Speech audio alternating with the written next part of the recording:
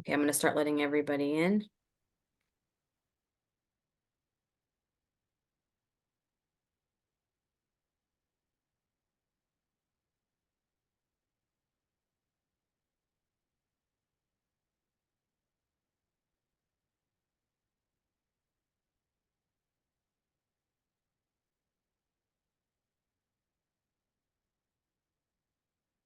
Hey, Antonio, Evan, Good Miss morning. Judy.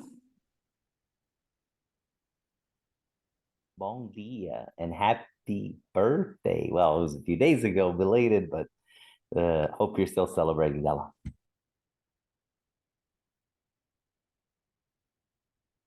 Okay, we're ready. So welcome everyone to the January program meeting for the FIOPSI USA.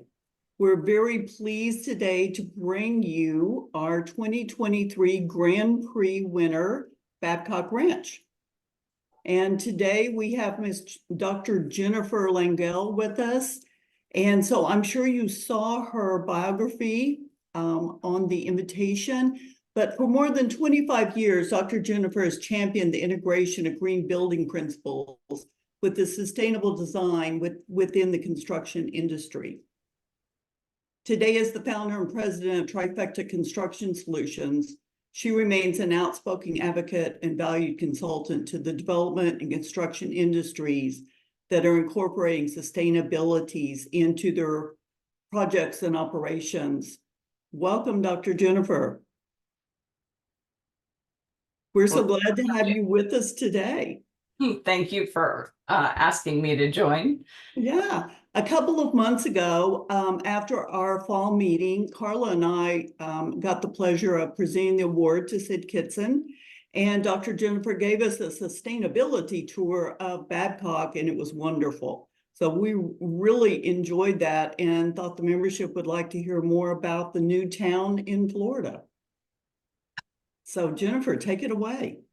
Okay, perfect. So I did put together a presentation, and it does cover a little bit about green building, a little bit about sustainable development, and really what that means to us here at Babcock Ranch. And then it rolls into how doing those things really gave us the resilience to handle Hurricane Ian. So I am going to go ahead and share my screen.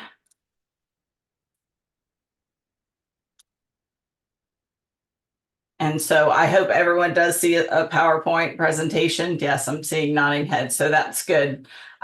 So for those of you that aren't familiar, I mean, plenty of introduction there. My background is actual material science and engineering. I specialized in metallurgy. I worked in aircraft carrier engineering, and at some point in time, went back to get advanced degrees and realized, well, if you stand an aircraft carrier up on end, it's basically a high-rise building. And so I kind of transitioned more into typical, I would say, construction.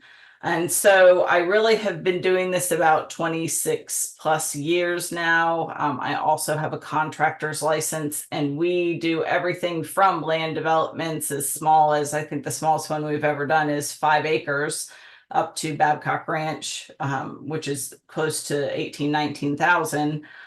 That we're developing anyway, and affordable housing up to, what we'll call those Miami penthouse David Beckham type people buying.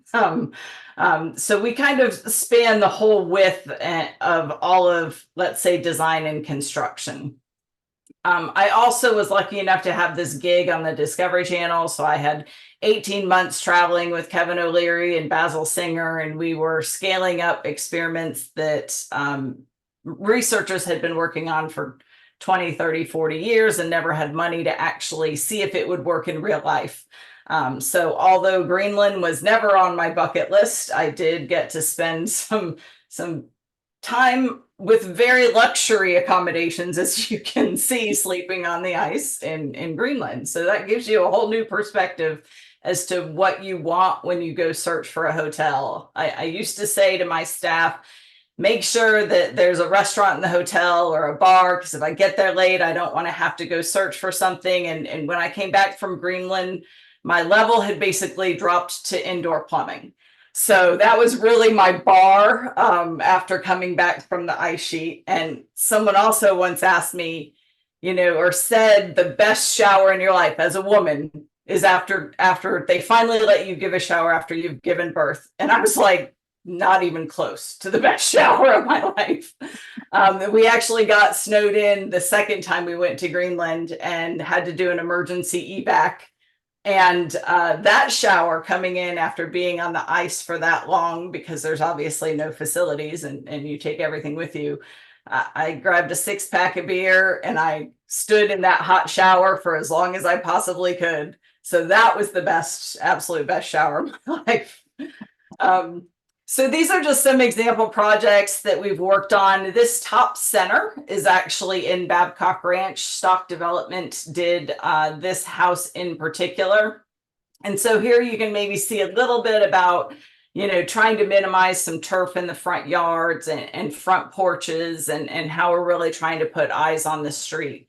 So you'll see a little bit more of that as we go through this. So for green building in general and sustainable development, I have basically found in my decades of doing this that there's 3 things that drive people. And one of them is money to do green building. And that's money in the shape of I have a loan that's tied to being a certified project, meaning I'm getting money from the state or the feds. If I am also working with an investment partner, we've now found like Barings, JP Morgan, Morgan Stanley, you name all of those funds are coming to us and saying, we don't want to invest in your project unless you are helping us achieve our environmental sustainability goals. So how is your project helping us achieve that? And specifically here we have Evergreen. And they are asking those questions, and we're very lucky in that they push and want us to be more sustainable and are okay and understand that sometimes it does cost a little bit more upfront. And we'll talk about that with respect to Ian and resilience. So one is money. The second is required, meaning, for example, here at Babcock Ranch, we require all of the buildings are certified, and we happen to use the Florida Green Building Coalition, and I'll talk about that a little bit. But we have Lakewood Ranch, we have Miami 21, we have Hollywood, Hallandale, they all have green building requirements. So a government push, so to speak, or an entity push in a developer's situation. So either you're being told to do it, your money's tied to it. And then the third category is this corporate culture. And we find that in maybe 5 to 10%. That has evolved with Kitson and Partners and Babcock Ranch. There's companies like Gables Development that everything they build is certified. And again, it's the exception to the rule for the most part. So it's really money and requirements that are pushing the industry basically to pursue green building. And so sustainability and green building, sustainable development, they all tend to mean different things to different people. And what's important, or what I try and focus on, is the balance. And so we have to balance the environment with economics, with this social component. And a lot of times the green building folks, they're kind of tree kissing, whale hugging, Birkenstock wearing, granola eating, and they don't think about the economic side. So they get pushed away by the development industry. And if it doesn't make financial sense, we can't do it. We would start and then we would go bankrupt and nothing else would get done. So it has to make financial sense. And the good news is we're starting to get enough of those case studies to really show that it does make financial sense. And to the extent that we have universities in the state of Florida, and we're starting now to have conversations about creating new departments specifically about resilience. And in lieu of talking about climate change and whether it exists or not, and whether you believe it or not, and how human behavior in theory change could impact or slow climate change. The reality is we're just saying, you know what, we've fought that battle enough. let's start designing and constructing to handle the unknown future, so to speak. So whether we have hotter weather, colder weather, higher tides, ocean rise, let's design to handle what could be coming versus trying to convince everyone to change their ways and stop the progress, let alone reverse it.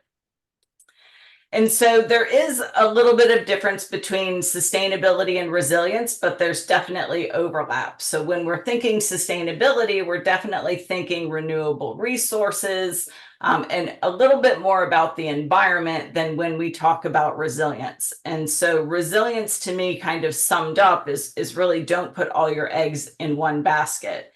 And the easiest example I have of that is really kind of this energy component. So if I wanted to be sustainable, I'm going to use renewable energy. I'm going to use solar energy, biomass, wind, I might use algae, you name it, but it's going to be a renewable resource. Whereas if I want to be resilient, I'm going to use every possible resource that I have, whether it is renewable or whether it is a more traditional type of energy.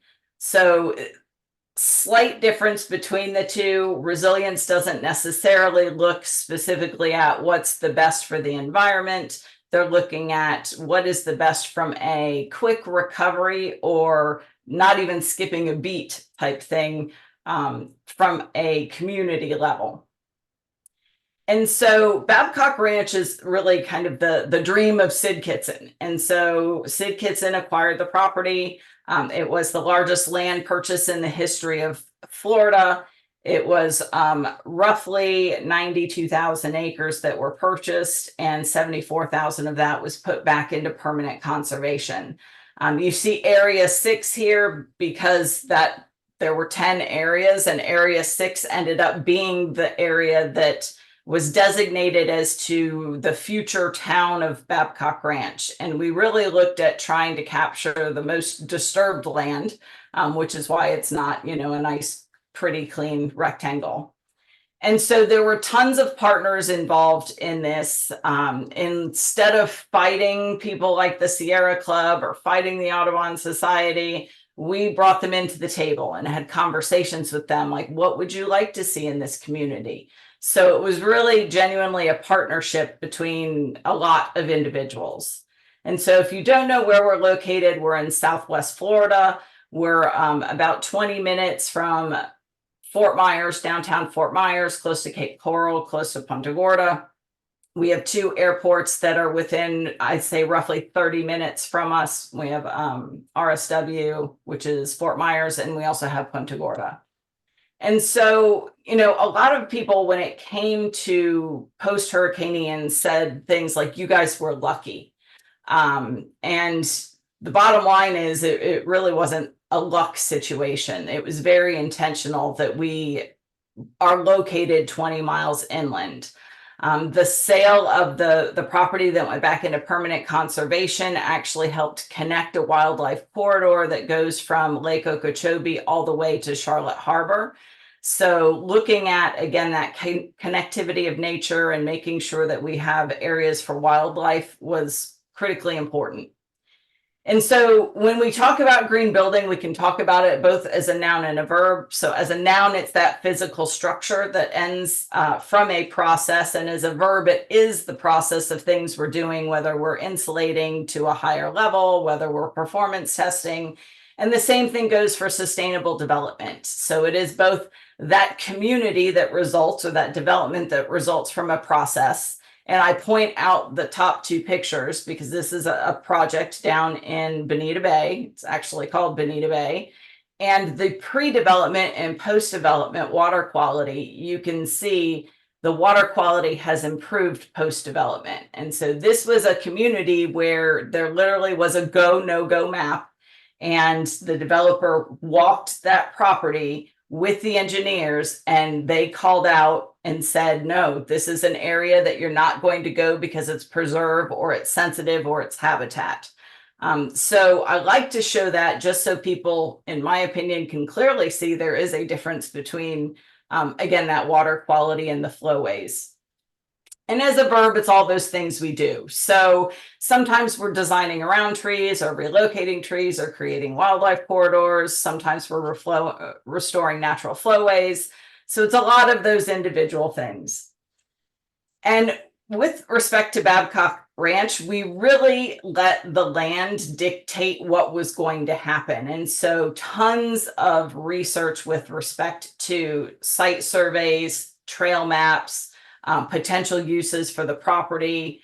And while we were thinking about what is this master concept plan going to look like, we were looking at FGBC, we were looking at ULI, we were looking at LEED ND, all of these different organizations that have what they call sustainable or green building communities, and seeing what of those would actually work. So a lot of them were really designed for more urban settings, which we're not. We're a green field, so to speak. Creating a new town needs a good chunk of space, and so that's what we needed. So we basically took pieces and parts of most of these, but ultimately landed on the Florida Green Building Coalition. And as a design charrette and kind of core initiative group, we ultimately came up with these 8 core initiatives. And so whenever we're talking or thinking or brainstorming or drawing out a master concept plan, we're always going back to these initiatives and saying, does it fit within these initiatives? And so environment, storm safety, and energy are really the closest ones, or the ones that we'll talk most about, and transportation a little bit. But this is where Babcock Ranch rests. So decisions go back to these to make sure they work. Now, the reason we used Florida Green Building Coalition certification programs is because they are specific to a hot, humid climate and how we develop in Florida. And what many people don't know is Florida has a very stringent building code, and we have a very stringent energy code. So right now, if I were to pursue or build a LEED building to the LEED standard, it would not pass Florida Energy Code right now, because our energy code is more stringent than the USGBC. So by using a local standard, basically this standard changes every time the code changes to make sure they're not giving you free points, so that you only get rewarded for things that are above and beyond code or above and beyond requirements. And so from a land development standpoint, we really looked at preservation, conservation, connectivity, what kind of utilities, amenities, and deed restrictions. I've broken these out a little bit, as you see, but just some highlights are on this slide, and I'll make sure you have this available to you so you could go back and look to it if you wish. So again, the ballpark, I already said, the acreage that was purchased, permanent conservation, 18,000 roughly acres left to develop, and of that, 50% is put into preserves and 61% is actually green open space. So that does include the preserves, but it's not just 50%. We do have some activated green spaces that are additional open space, but it really did take a lot of research about the property, what was out here, how did this property work? And what were we trying to manage with respect to wildlife that was already existing on the property? So green circulation for us, again, is multimodal. We have trails, about 50 miles of trails. Some of those are gravel, some are through the woods, some are sidewalk connected, but a lot of connections so people don't have to use their vehicles. And that also goes to, well, how close are we to things? Because again, if something's 10 miles away, you're probably not walking and or necessarily biking. And so the circles you see here, the small blue ones are basically connections to open space. So those are 1/8 mile to a pocket park or to green open space. And then the orange is 1/4 and the red is 1/2. So this center core right here is called Founders Square. There's restaurants. There's office space. So that really is our core right now. The first school that Sid Kitson wanted, and he wanted that open day one of the community, was located there, and we've now expanded. And so the school campus is in this area now.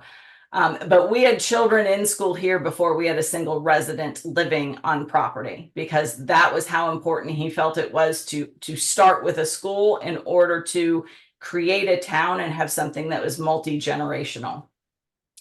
Obviously, we have a good infrastructure for electric vehicles. Part of our base specs are a 220 plug in your garage so that you have access to level 2 charging. It is kind of a running joke in this area. If someone sees a Tesla, clearly they live at Babcock Ranch. We have a very high percentage of individuals out here with electric vehicles. From a utility standpoint, obviously we have the solar field. I'll talk a bit more about that shortly. We use reuse water. We have our own water utility. We have fiber to the house. So a lot of this really, especially fiber to the house, worked well when the pandemic hit because we had a lot of people working from home. And so it was critical to have those fast speeds. And, it just kind of continued that we see a lot of home-based businesses here, which for us, we think of that as vehicle miles traveled, right? We've gotten people off of the roads. And so we have won awards for the conservation and the design of the water utility. From an amenity standpoint, yes, we have Publix, we have different stores that are attached to those in detached buildings. So it's a retail center. We are expanding, basically, I'd say more than doubling what we have now within the next 2 years. We're adding some industrial. We have a fire station, a sheriff's station, a daycare, a church that are all currently under construction. So we're getting to that point where you don't necessarily have to leave here to get your daily services, so to speak. So my son, my oldest, worked, he's in law school now, and I'm actually going to point over here there's my house right there. So it was one of the first 100 out here. And he worked at the school. And so he started a chess club at the school and ultimately ended up working for the school in a larger capacity than that. And at the same time, he was working at Publix.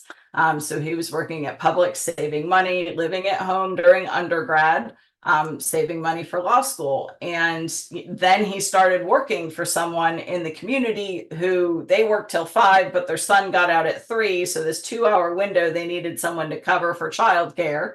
And so he rode his bike everywhere. His car, he's down at law school, 50 minutes away. He rode down there with a friend and his car is still sitting in my driveway because he's just so used to biking everywhere.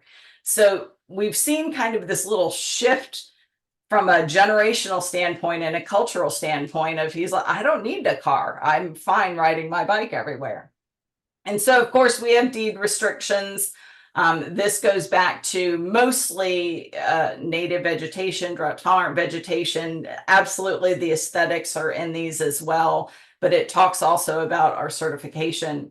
And we're very, very keen on education. So we really want builders to understand and homeowners to understand. And we found that that's a very critical piece to making all of this work.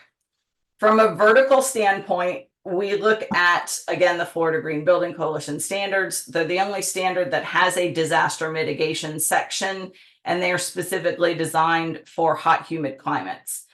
And so when we look at how people use energy, and this is, of course, how we train the builders and the homeowners, where we are, it's heating and cooling, 42%. I can't remember the last time I used heat.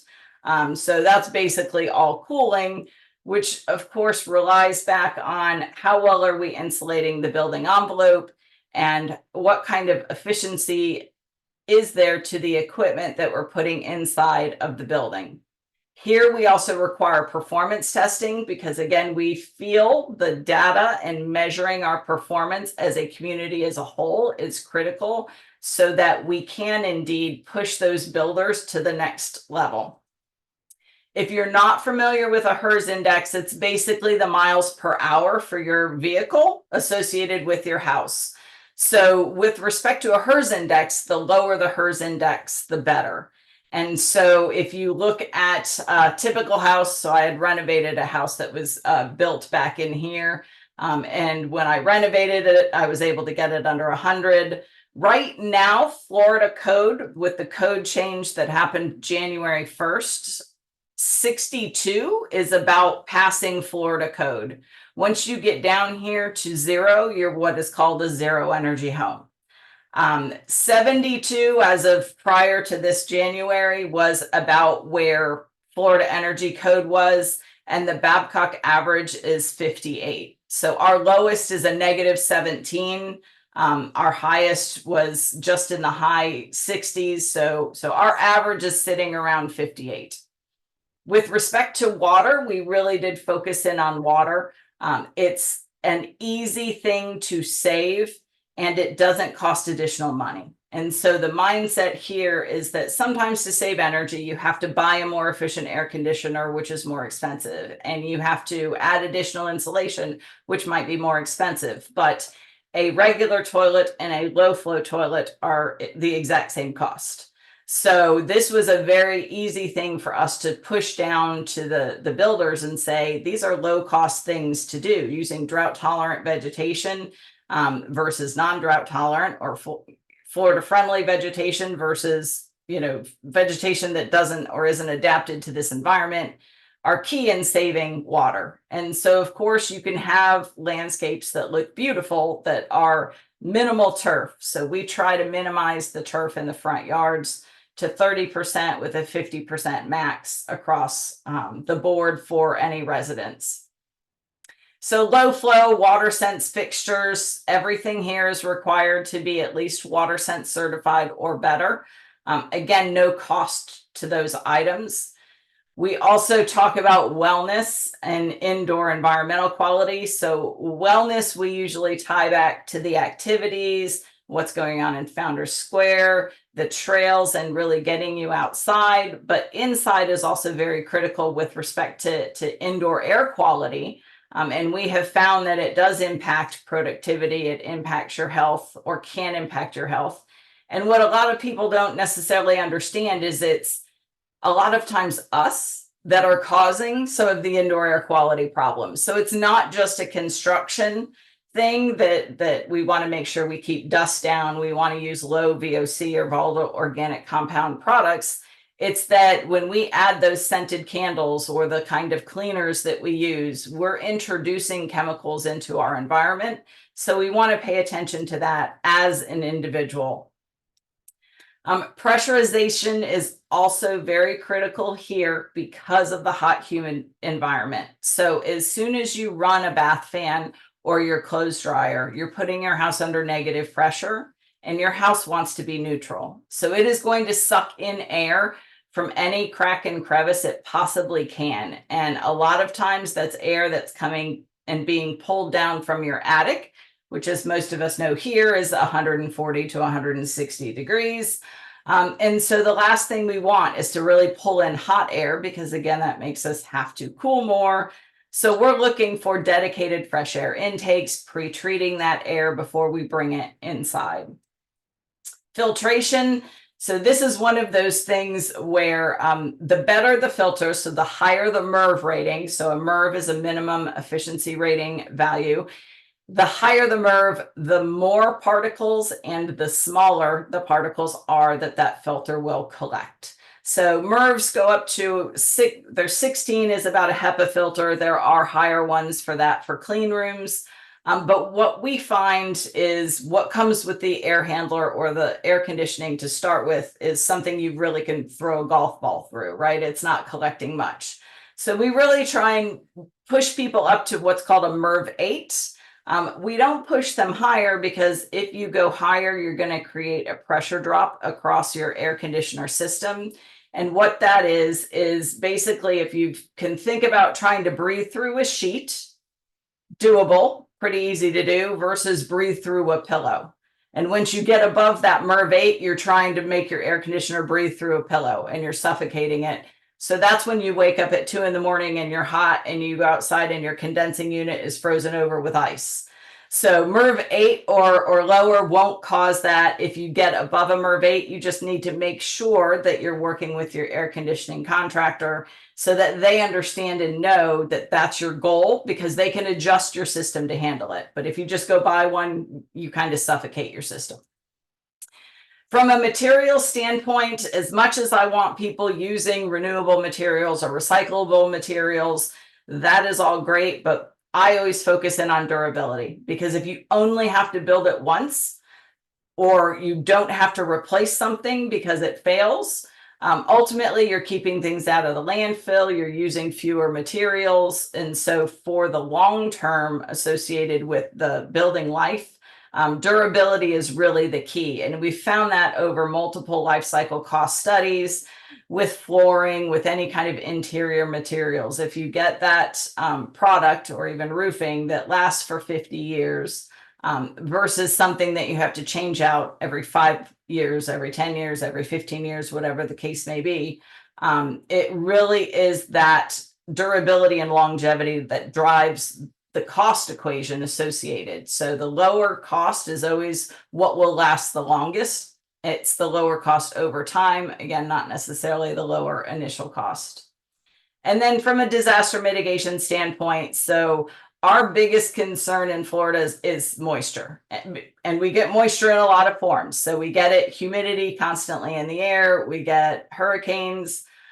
We do get wildfires here. We have about 5 colonies of termites per acre in the state. So termites are another big issue.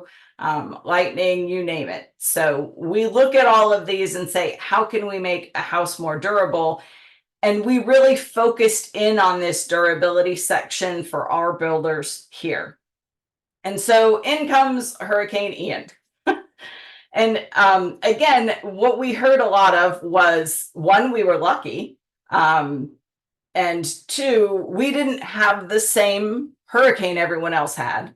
And so when FEMA came and the Insurance Institute came and all of the individuals that came to follow up and look at the devastation from Hurricane Ian, one of them had this map. And I said, I need this map, because everyone keeps saying we didn't have the same hurricane as the coast did.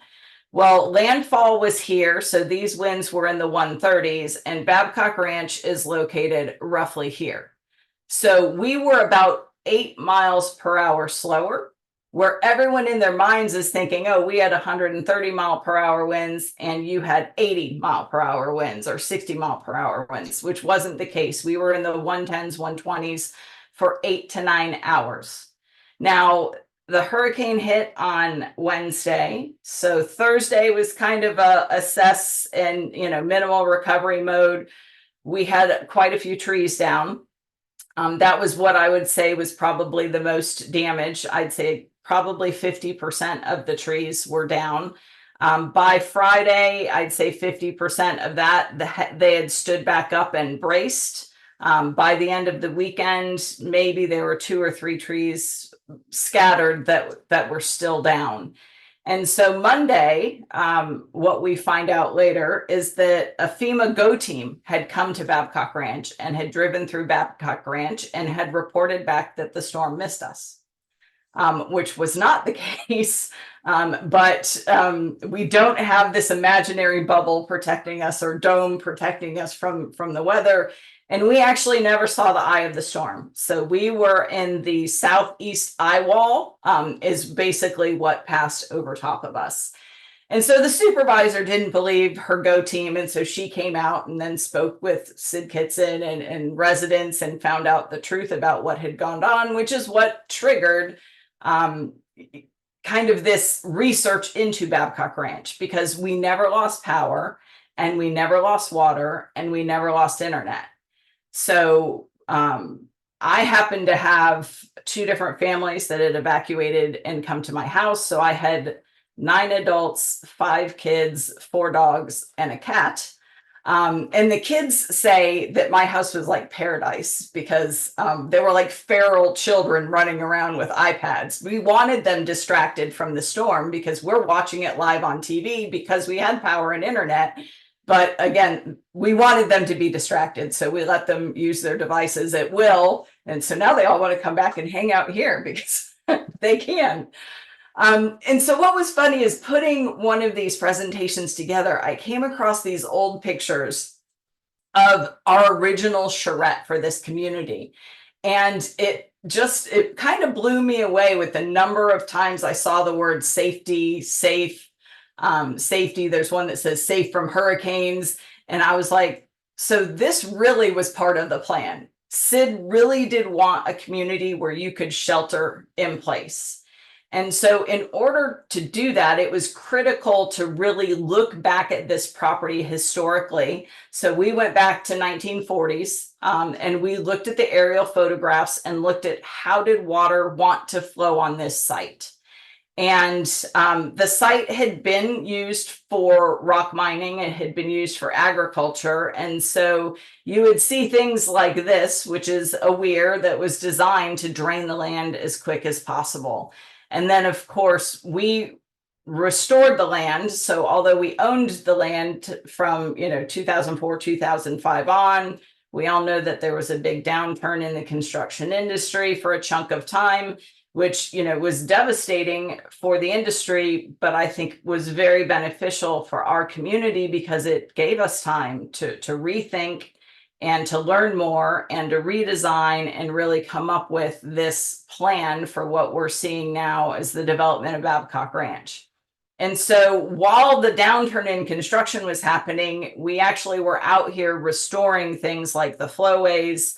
And this is now what that looks like. So not only does it have a huge capacity to hold water, it also is wildlife habitat. So the restoration piece was really huge and looking where Mother Nature wanted water to flow so that indeed we weren't fighting Mother Nature because we know that's an absolute losing battle. We're working with Mother Nature to really just help the process along. And so from an energy standpoint, yes, we have 880 acres of photovoltaic panels. That's about 150 megawatts. It will sustain 30,000 houses. We only have 19,500 in our development order, so that's what we're approved for. The balance of that solar energy covers the commercial space that ultimately we will have. We do have a 40 megawatt hour battery backup system. During the storm, intentionally, Florida Power and Light did not discharge those batteries. They held the power in those batteries so that if the grid had gone down or something had failed, they had that source that ultimately would feed Babcock Ranch. So we have rooftop photovoltaics. It's elective for homeowners. We do it on the Babcock buildings. You see some solar trees. You see charging, electric charging everywhere. So again, just our solar field, and we're very lucky that FPL is a great partner. You can see these hardened transmission distribution poles. So these will withstand from FPL 250 to 300 miles per hour winds.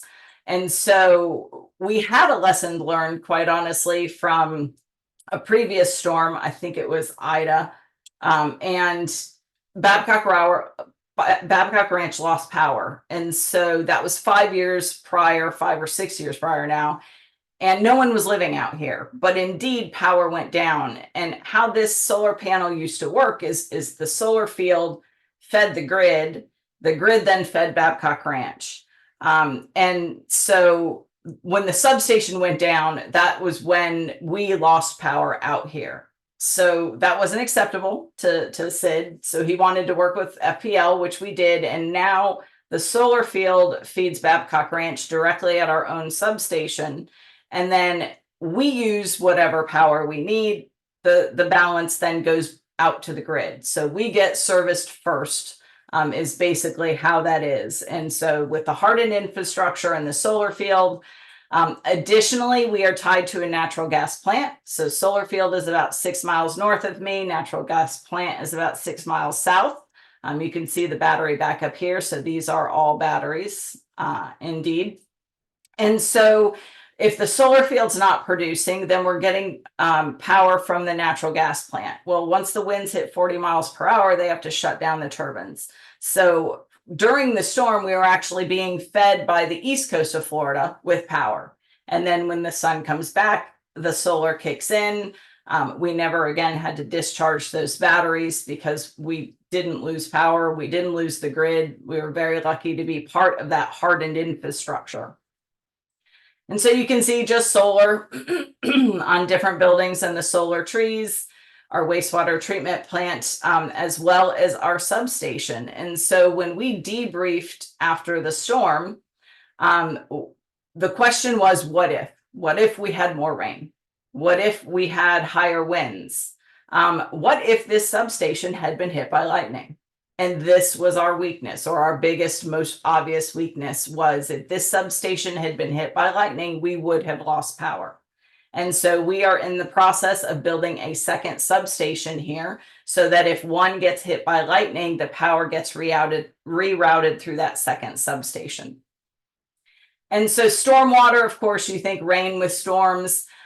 We restored a lot of wetlands and we created a lot of wetlands. And that's because again, storage capacity of the flowways and the wetlands by far exceeds anything we can create that's man-made.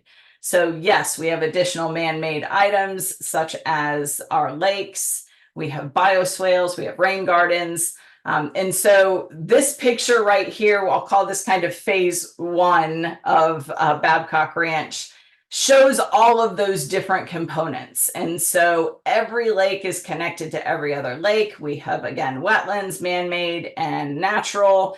And so spread throughout the community is all of these systems that ultimately work together. And so you can see here what the lakes look like. These are all interconnected. The large lakes were previously rock mining.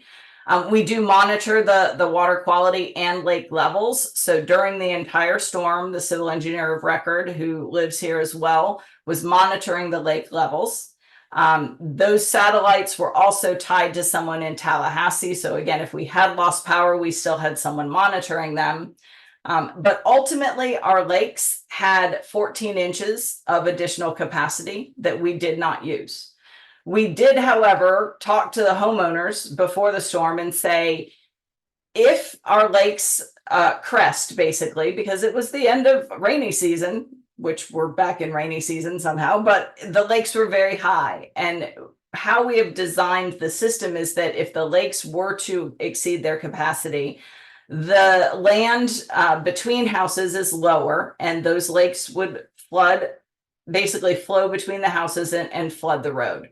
So our finished floor elevations are 2 feet higher than the crest of road, and that's intentional. It's intentional because we would rather flood the road temporarily and save your house or your business than just let the water take over the buildings. So although flooded roads aren't super convenient, usually it's a better option for the short term than a flooded home. And so what this ultimately looks like is you can see here, this lake, these two lakes are connected, these two lakes are connected. These goes to another set of lakes that are existing over here. So again, every lake is connected to every other lake. So this is what we call Hot Dog Lake because it's just shaped like a long, skinny lake. But you can see here, Hot Dog Lake is connected to this bioswale, which is also connected to this additional lake over here for storage capacity. What our rain gardens look like, sometimes they look a little drier than others. It just depends on the season, and that, of course, is intentional. Bioswale, so this is actually the Publix parking lot, which has a bioswale, and again, depressed areas for dry detention when we need it. And then fields. So we have play fields, Founder Square, that we've intentionally, again, made these specific areas lower than the rest of the areas so that in an extreme event, we may flood that soccer field, but you're not out there playing soccer in the middle of a hurricane. So again, it's kind of that backup to the backup to the backup.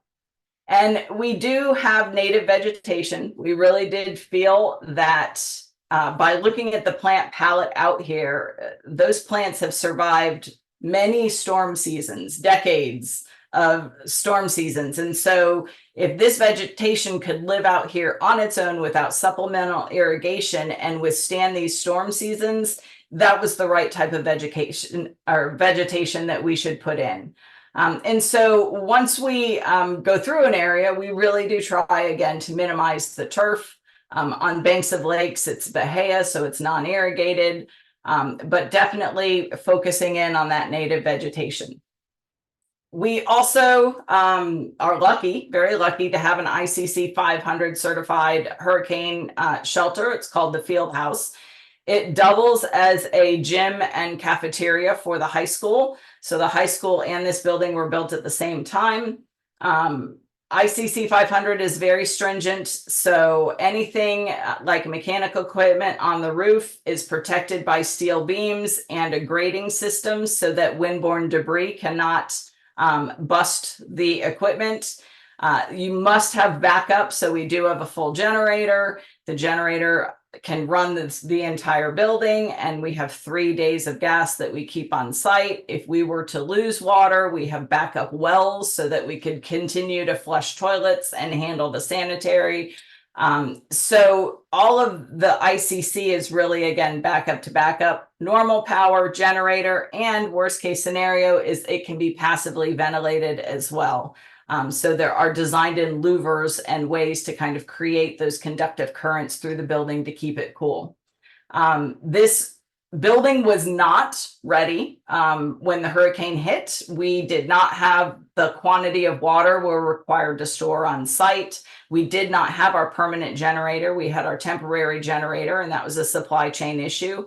But the governor did order that we open the building. And so we did ultimately open it. We had 300-400 folks out there. One of my subcontractors evacuated his family to a hurricane shelter in Charlotte County. And he's a building science guy. And at some point he didn't feel the structure was safe. And he moved his family into the stairwell because the stairwell is concrete. And the roof ripped off of that shelter. So they had to be emergency evac'd by the National Guard. And so those were the types of folks that were coming here. We were all sheltering in place.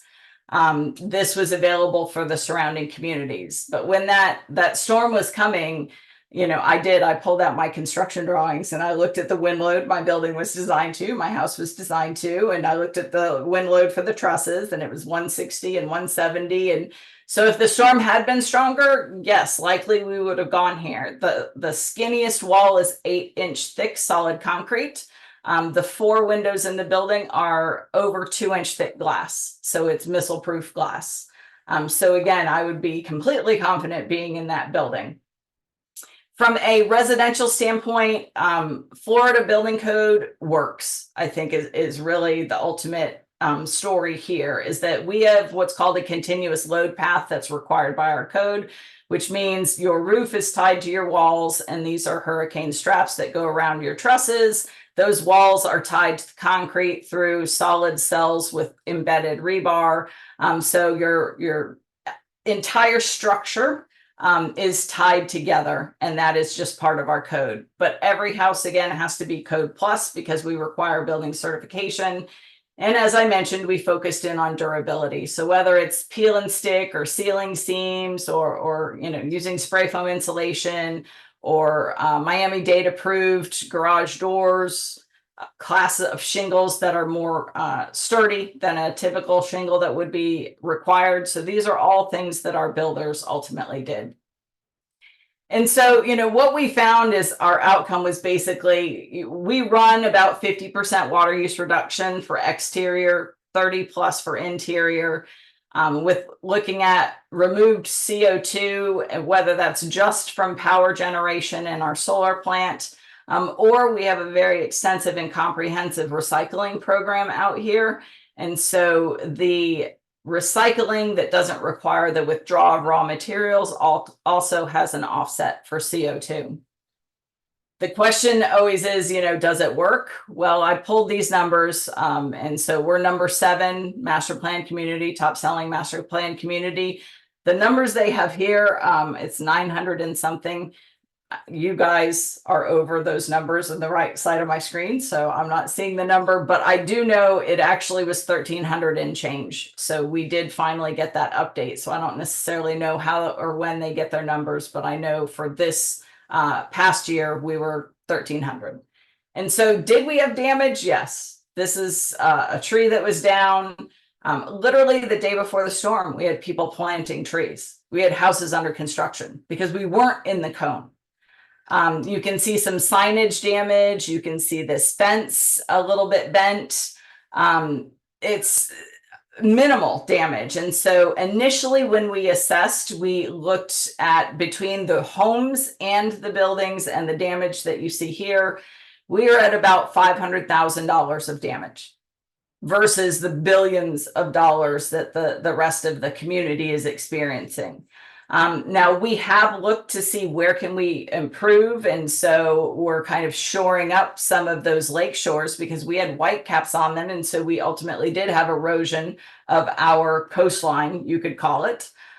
We're strengthening, again, the gauge of metal that we use for signs and how they're adhered. So we are going through the process of how can we improve both vertically as well as horizontally. So horizontally, we're looking at installing pumps. So we had one at the time, and we're installing 2 more that allow us to pump down our lakes in advance of a storm, so that we have additional capacity. And from a vertical standpoint, I'm really pushing the builders to go for fortified. This is an Insurance Institute program. If you build and certify to the fortified standards, you're guaranteed insurance and you're guaranteed insurance discounts. So I'm working with the research group at State Farm right now to try and, again, incentivize the builders to do all of the fortified things, which ultimately in this neighborhood, all it means to achieve fortified gold would be to change to ring shank nails from normal nails if you're not using them, to use a peel and stick underlayment or seal the seams if you're not already doing that. If you use felt, you also could use a double layer of felt, to fully adhere the starter strip of your shingles, and to support your soffit at a 12-inch interval versus a 24-inch interval. So those 4 changes basically could make every future house here a fortified house. So we're, again, working with the builders to push them towards that.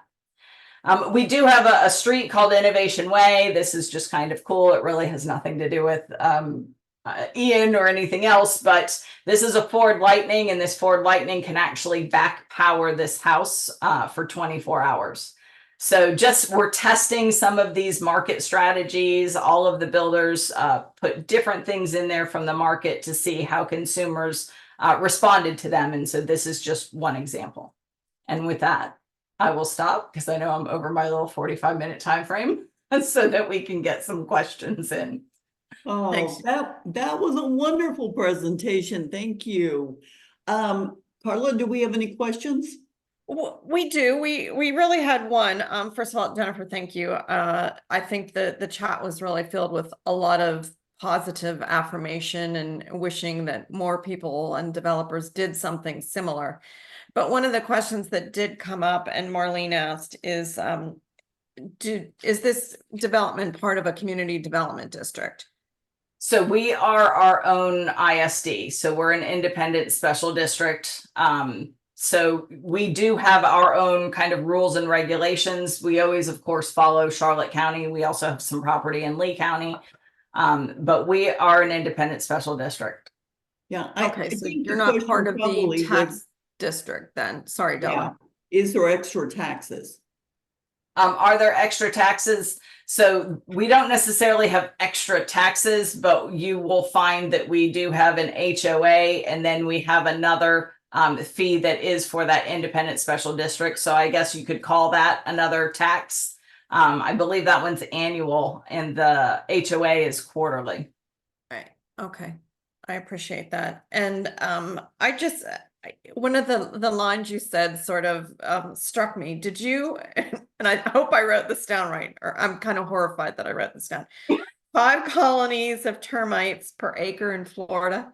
Yeah. Wow. Okay, that was really striking to me. I just wanted to share with everybody, this is so timely because there was a survey that just was reported yesterday through the Rob Report, and it was talking about luxury buyers and what they're looking for in 2024 and how the market has really shifted quite a bit, because what they want is solar panels, geothermal heat pumps, energy efficient appliances, and also garages that have the electric vehicle plugs available for them. So, before there was a bit of a resistance from our buyers to spend that extra money because they didn't see the benefit in it. And now we're seeing a little bit of a shift. So I think that's great. So, and I think Shirley had a nice comment. She was saying, she feels that having native vegetation really helps with people that have allergies. So, and I don't know if there's any study behind that and whether you've seen anything like that. But that would be interesting. Going into that kind of allergy component. So, we're kind of monitoring water, we're monitoring energy. We're starting to do surveys about the electric vehicles, et cetera. We actually did have, I see it, one of the comments talks about Harvard Business Review. They have been down here, they have been on a tour, and they want to do a case study. And everyone always asks, okay, well, what did it cost you to do this? It had to cost more. Well, yes, it did cost more, but we didn't do a traditional design and price it and then do the sustainable design and price it. So trying to figure out that exact delta is very difficult. But by restoring the flowways and using the wetlands, we absolutely had to put in less infrastructure to handle the stormwater than we would have had to if we had not done the natural way first. So, did we calculate exactly how many linear feet we didn't need? No. And so we're starting now to work on quantifying some of this because it is important to be able to quantify it. Mm-hmm. Absolutely. I mean, once you prove success, then that it can sell and people will spend money towards it, then I think we'll see some other builders that are moving in that direction. So I see also the word insurance. And so no, our insurance rates right now are tied to our zip code like everyone else's insurance rates. Have we talked to the insurance companies and spoken with them? Absolutely, about becoming a different, let's call it district, because we are built different. But again, the Insurance Institute, which is a nonprofit funded by the insurance companies. So USAA, Citizens, State Farm, all of those folks fund that organization because they know if you build to that standard, you're less of a risk because you have reinforced the top 5 failures that they see during every event, which is why they then will indeed insure you and you can get discounts. So that's really why I'm trying to push that. We are working again with the insurance companies to see if they would consider, again, giving us a separate rate because of that. I can tell you from the commercial standpoint, all of the properties that Kitson and Partners has that are associated with their commercial side had their insurance double except for the ones here. So this was the only property on their commercial portfolio that did not have an insurance change. Interesting. Very interesting. I don't see any other questions other than Edwina wants to take a tour, but Edwina, you have to come to Florida then to visit us, and Della and I will meet you and we'll grab Jennifer and we'll all do a tour together. And I extend that invitation actually to anybody who wants to come down. It's in our backyard and we're always happy to meet you all and give you a tour. So that would be lovely. We're all coming and we're coming for an event. Not a bad idea. They have, obviously you saw the room they have where there's plenty of space for events and things. All right. Any plans to add wind or hydrogen energy to the power? So we're always looking at alternative wind. So a typical horizontal access windmill needs sustained winds 5 to 6 miles per hour at least. And we don't have that inland. You have that coastal, but not inland. So we've actually started researching more about the vertical axis windmills, which I have used in the Caribbean and the Bahamas. And they don't need as fast of a wind speed to generate power. So we're looking at that. We're not necessarily looking at hydrogen. The recycled vehicle that I showed you, or the recycling truck, is CNG, so compressed natural gas. So that is something that we're also looking into from a vehicle standpoint. Definitely focused in on the emission side, the vehicles miles traveled, and then understanding with the electric plug that you mentioned that installing a NEMA 1450 plug at construction is a couple $100 versus trying to retrofit. It can be $5,000+ because you may not have the room in your panel for a 50 amp breaker. It's invasive now to try and wire that. So doing it from the start, although initially I think the builders were like, why do I have to do this? And we were like, well, because it's in our baseline spec. But now I think I can't say they're happy doing it, but they're not asking why anymore. That's a good thing. Well, we certainly appreciate it, and you are more than impressive. I think I told you that when I met you, but we really, really appreciate you being with us today. And again, kudos on winning our Grand Prix. That is no small feat. Most of the people on here know that because they've helped developers submit applications, and we really love having you. And please give our best to Sid. And thank you again, everyone. It was great. Oh, wait, one last question, Shirley. I'm so sorry. And then we're really, really going to end because it's 2:00. I have holes in my ceiling from having a level 2 charger line put in. Oh, okay. It was just a comment. It wasn't really a question. So anyway, well, thank you again, everybody. Look forward to seeing you soon. Stay safe, stay well, and until next time. Bye-bye. Thank you, Jennifer. You're most welcome. Bye-bye.